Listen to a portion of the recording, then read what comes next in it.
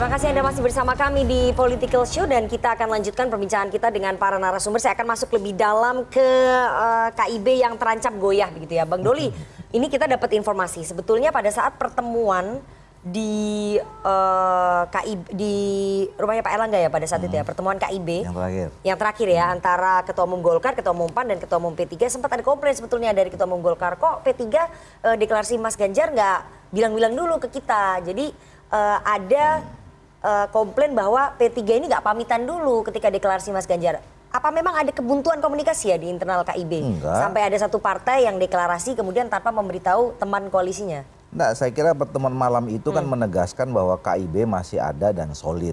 Artinya sejak KIB itu dilahirkan sampai pertemuan terakhir kemarin, komunikasi antar Golkar, P3 dan PAN itu sangat intensif. Ya informal antar ketua umum pasti sering komunikasi. Dan kita waktu itu juga punya tim kan yang untuk merumuskan banyak hal tadi. Kan Tapi pamitan nggak? Apanya? Ada pamitan nggak? Ya ada sebelumnya? komunikasi lah antara ketua umum Pak Mardiano dengan Pak Berarti pamitan dulu Erlangga. ketika kemudian ya, P3 saya nggak mengumumkan. tahu persis bentuknya pamit, tapi komunikasi itu berjalan kira-kira begitu. Oke, berarti ada komunikasi ketika P3 mau mengusung Ganjar Pranowo mendeklarasi. Iya, Dan- jadi tidak komunikasi antar KIB, anggota KIB itu tidak buntu, terus berjalan sampai kemarin pertemuan itu. Kalau misalnya buntu, terus dianggap ngambek, dan kemudian dianggap nggak pamitan segala macam kan, pasti pertemuan itu nggak ada. Dan kemudian hasil pertemuan juga menyatakan bahwa kita nggak sama-sama lagi. Tapi faktanya kan sampai sekarang bisa Atau terus mungkin bersama-sama. pertemuan itu ingin menunjukkan semuanya baik-baik saja meskipun tidak baik-baik Ya saja memang, di belakang layarnya. Untuk apa kita berpura-pura? Memang Iya. baik-baik aja. Enggak, saya pastikan komunikasi itu ada, nak. Iya. Jadi Karena pamitan, memang ada pamitan. ketika di Jogja, kita Rapimnas itu hari Selasa malam kan sudah selesai. Kita mengumumkan Mas Ganjar itu kan Rabu sore. Iya. Nah, sepanjang malam itu Pak Ketua Umum itu hampir tidak tidur. Karena berkomunikasi terus dengan Pak Zul, dengan Pak Erlangga. Paginya pun karena kita berkumpul di sana, saya tahu persis komunikasi itu terjadi melalui telepon. Sehingga sampai kemudian pada kesimpulan, kita pada waktu itu komplain karena kan sebenarnya agenda udah selesai di Selasa malam. Kenapa sih? Enggak, saya mau komunikasi dulu sama para ketua umum KIB. Begitu. Jadi P3, PLT Ketua Umum P3, Pak Mardiono secara resmi berkomunikasi melalui telepon Ya. dengan Ketua Umum Golkar dan juga Ketua Umum PAN untuk pamitan mengumumkan Ya. Ganjar Pranowo sebagai Ya. capres didukung gitu ya di Ya. 2024. Jadi Ya, ada. dan kemudian disitulah ya udah kalau gitu kita Kamis ketemu deh biar semuanya lebih clear begitu. Oke. Saya mau ke Mas Romi lagi. Mas Romi, tapi dengan deklarasi ini bukan berarti P3 siap pisah jalan ya? Siap bisa jalan dengan siapa? Dengan Golkar dan juga PAN. Nah, kenyataannya kan habis deklarasi kita kemudian ketemu. Gimana mau dibilang pisah jalan? Artinya bahwa ini kan bukan end of the road, ya. Ini kan masih panjang Masih sampai tanggal bersama. 22 Oktober. Penegasan bahwa KIB masih guyup rukun oleh ketua umumnya Mas Doli itu kan merupakan penegasan bahwa bisa jadi kita bertemu di satu titik nanti. Oke. Dan itu sangat mungkin karena toh kami semua berada di dalam koalisi pemerintahan hari ini. Artinya semangatnya P3 adalah KIB plus PDI Perjuangan atau PDI Perjuangan plus KIB begitu. Itu yang kemarin kita sampaikan, bahkan oleh Pak Mardiono sudah ditegaskan. Kami juga mengajak begitu dan moga-moga ajakannya sih berhasil ya. Oke. Kan kemarin sudah disampaikan setelah 14 Mei sama Mas Nah ini Hasto. setelah 14 Mei kabarnya ada partai lagi yang mau menyampaikan dukungan kepada Mas Ganjar Pranowo sebagai capres begitu ya. Dan Sekjen PAN Mas Edi Suparno mengatakan bahwa ada ajakan dari Sekjen PDI Perjuangan Mas Hasto agar PAN bergabung bersama dengan PDI Perjuangan dan juga P3 dalam satu payung kerjasama politik mendukung Mas Ganjar. Berarti sudah ada kesepakatan itu? Ya aspek historisnya sangat kuat. Oke. Kan PD ini kan selalu berpijak kepada nilai-nilai perjuangan di dalam memerdekakan Republik ini. 1912 kami sering sebut berdiri Muhammadiyah. Ditinjau dari survei, persepsi politiknya itu kan banyak ke teman-teman PAN. Dan di dalam pilkada ketika kita bersama dengan Partai Amanat Nasional itu memperluas basis pemilih. Sehingga banyak sekali kemenangan. Demikian pula bersama dengan P3 karena tidak saling berimpit basisnya. Oke. Dan kemudian hubungan Ibu Megawati Soekarno Putri dengan Pak Jul itu kan juga bagus karena dulu kita bersama-sama merancang amandemen konstitusi secara terbatas terkait dengan penetapan garis besar haluan negara atau pola pembangunan semesta berencana. Dan haluan negara itu kan diproses secara progresif kan zaman Pak Jul ketika menjadi Ketua Ketua MPR. MPR. Sehingga banyak aspek-aspek historis dan desain masa depan yang menyatukan kami. Nah, mengapa setelah 14 Mei? Karena 1 sampai 14 itu kan seluruh partai politik berkonsentrasi pada pencalekan. Meskipun saat ini kedaulatan di tangan partai itu betul-betul dijalankan. Ya salah satunya karena Bung Doli ini juga sebagai Ketua Komisi 2 yang membangun hubungan yang sangat baik dengan KPU dan Bawaslu. Nah, setelah 14 Mei itulah akan secara intens kemudian dilakukan komunikasi politik hingga nanti sampai batas waktu tertentu. Kerjasama politik dinyatakan sudah merepresentasikan baik keindonesiaan kita, juga aspek-aspek elektoral yang ada terkait dengan strategi pemenangan yang ada, baik untuk penggalangan grassroots, penggalangan rakyat, maupun juga membangun opini melalui media.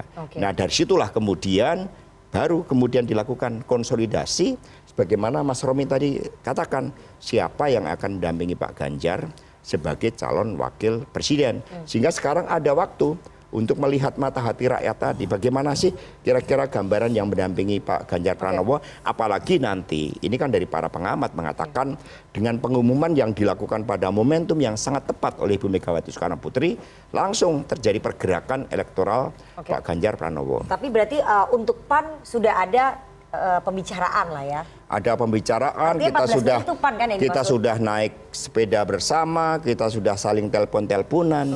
Hanya saja kan nanti kan juga ada pertemuan antara beberapa partai politik dengan Bapak Presiden Jokowi di dalam memperkuat pertama legasi dari Presiden Jokowi, yang kedua di dalam membangun kerjasama bagi masa depan.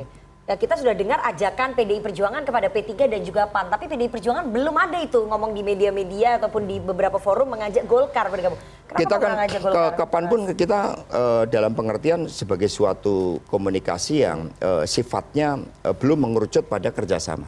Ini pada sifatnya komunikasi dalam rangka penjajakan. Ke Golkar juga sudah dilakukan. Bagaimana kita lihat hubungan antara Mbak Puan Maharani dengan Pak Erlangga, ini kan juga sangat dekat.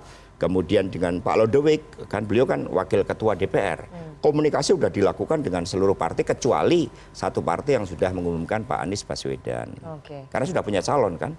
Tapi PDI Perjuangan dalam forum ini mengajak Golkar untuk bergabung nggak? Ya, kita kan punya spirit gotong royong. Itu ditegaskan kemarin ketika ditanya media, Ibu Mega mengatakan spirit gotong royong itulah yang dikedepankan oleh PDI Perjuangan, karena kita negara yang begitu besar di dalam mengelola pemerintahan negara, dan terbukti bekerja sama dengan PDI Perjuangan itu sangat nyaman karena kami taat betul pada etika politik. Golkar, kalau Mas Doli mau tanya sekarang, sangat nyaman bekerja sama dengan PDI Perjuangan. Kami ini nggak neko-neko untuk kemaslahatan bangsa dan negara.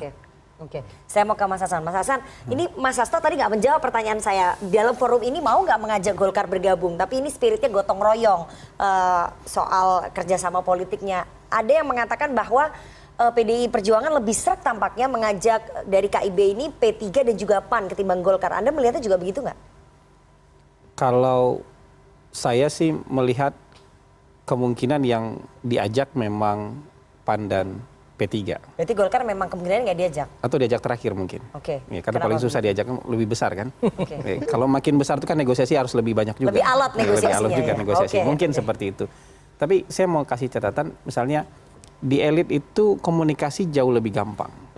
Ketika sudah misalnya sudah jadi keputusan partai, itu mereka pasti ya sudah diikat lah jadi keputusan partai. Tapi mungkin yang sulit itu nanti mengkomunikasikan keputusan partai ke konstituen masing-masing. Kalau misalnya baca data survei misalnya, konstituen P3 dan PAN itu belum ke Mas Ganjar.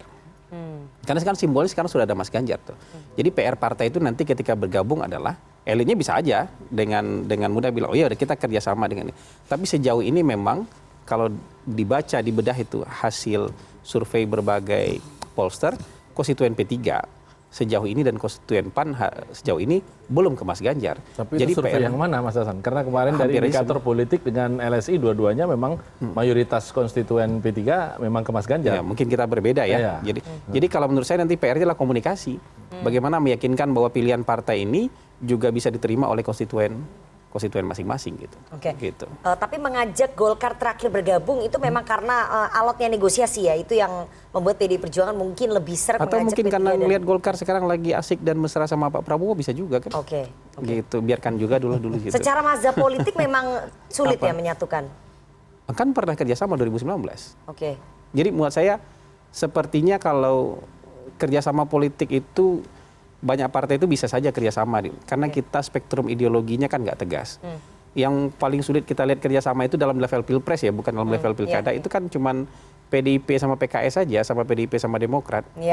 Tapi di level pilkada mereka ada, tapi di level pilpres memang belum bisa kita bayangkan. Tapi sisanya menurut saya bisa bersama-sama. Kalau Golkar menurut saya sama PKS bisa, sama Demokrat bisa, sama Gerindra bisa, sama PDIP juga bisa. Oke, menyambung tadi yang disampaikan oleh Mas Hasan, karena Golkar sedang asyik berdekatan ataupun intens menjajaki pendekatan dengan Pak Prabowo, karena ingin kita dengar informasinya sebetulnya Golkar ingin menjodohkan Pak Prabowo dengan Pak Erlangga dalam kontestasi Pilpres 2024. Itu salah satu yang menjadi prioritas utama Golkar saat ini ya? Nggak bisa disimplifikasi begitu kan. Kalau dilihat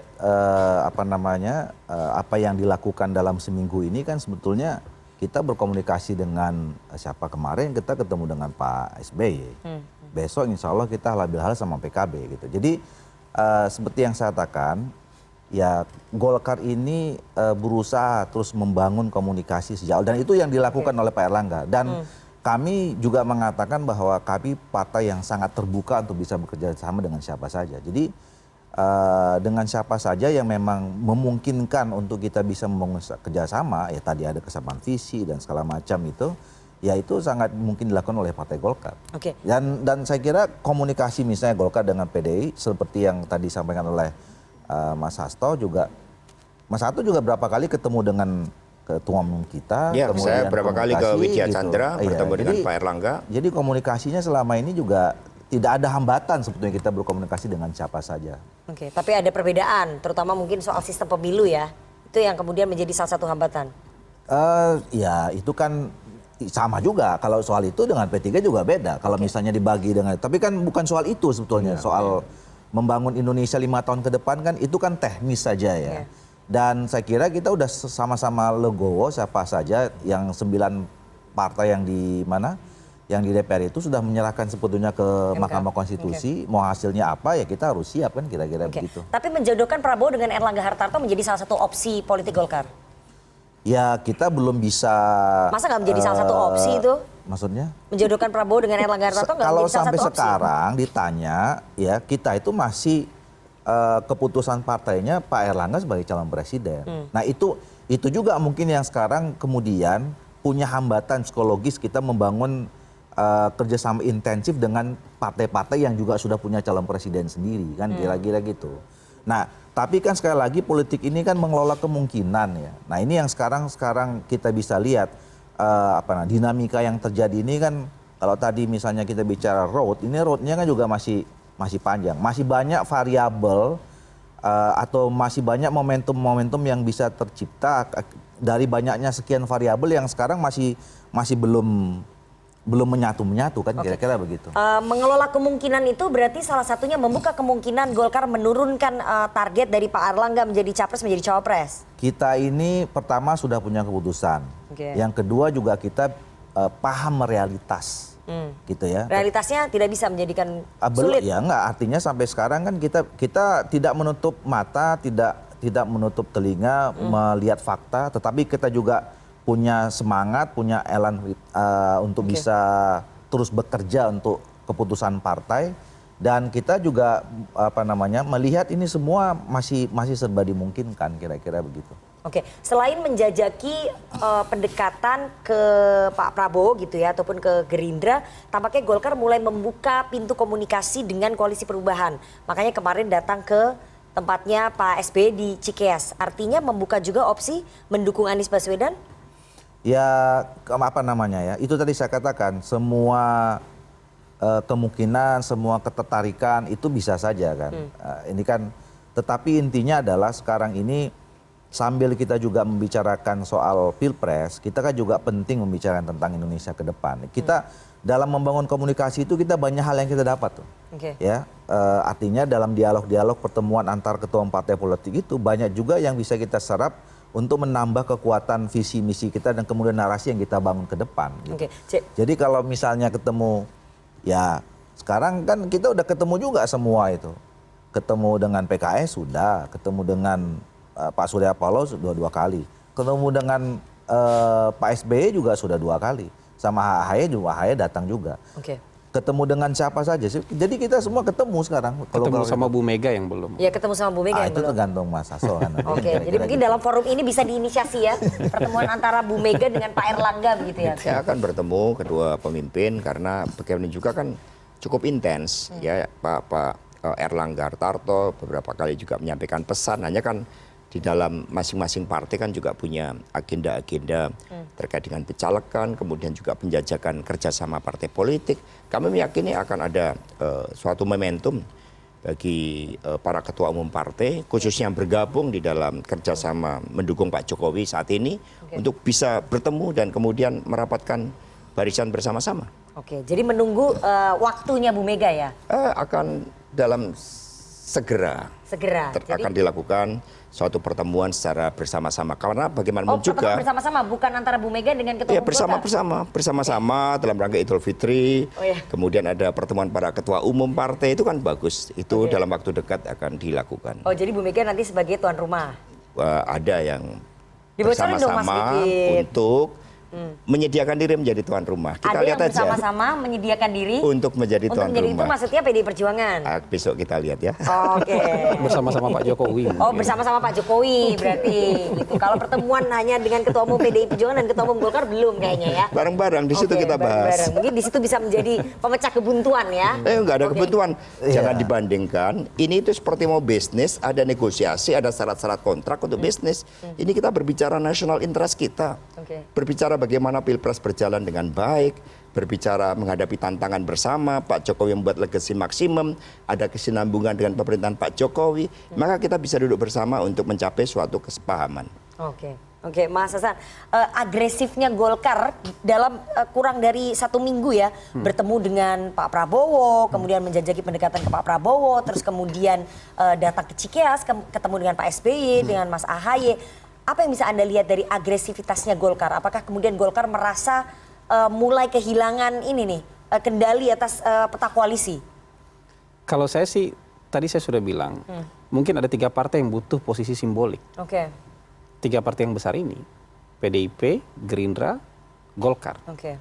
Dan ya walaupun misalnya keputusan Munas Golkar harus capres, tapi saya rasa bulan-bulan begini semua harus realistis. Apakah kemungkinannya misalnya cawapres, iya harus dibuka kemungkinan itu.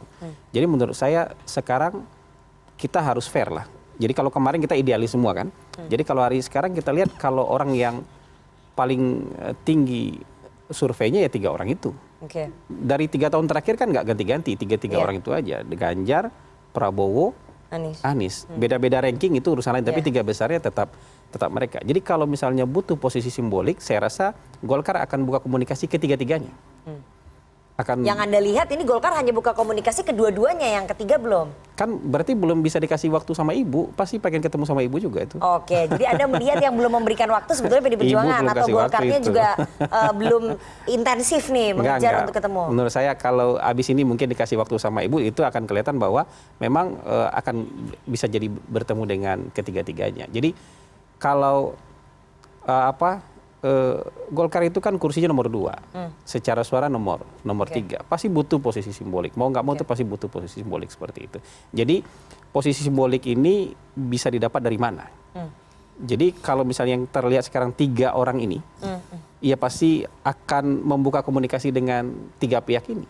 Buka komunikasi dengan Prabowo, buka komunikasi dengan Ganjar dan juga dengan Anies. Kalau dengan Ganjar kan Ganjar baru Lebaran kemarin. Kalau sebelumnya kan nggak tahu nih siapa yang dari PDIP-nya siapa itu kan belum tahu nih. Kalau sekarang kan sudah tahu. Jadi berarti abis ini juga menurut saya akan ketemu dengan PDIP. Golkar juga berkepentingan untuk bertemu dengan PDI Perjuangan? Saya yakin dua-duanya berkepentingan untuk ketemu. Sama-sama berkepentingan ya? Cuman kan memang pasti lebih mudah dulu negosiasi sama P3 sama PAN. Sama Golkar itu negosiasinya berapa level lebih tinggi juga. Oke, begitu ya Mas ya? Sulit ya Mas? Ya kita lihat kan politik ini harus tahu. Ada momentum, ada elemen of surprise. Jadi ini yang akan kita ciptakan. Dua-duanya bertemu dalam satu titik. Oke, kita harus jeda terlebih dahulu. Nanti saya akan tanya ke teman-teman mahasiswa bagaimana melihat peta koalisi yang goyah setelah deklarasi Ganjar Pranowo. Jangan kemana-mana, tetap bersama kami di Political Show.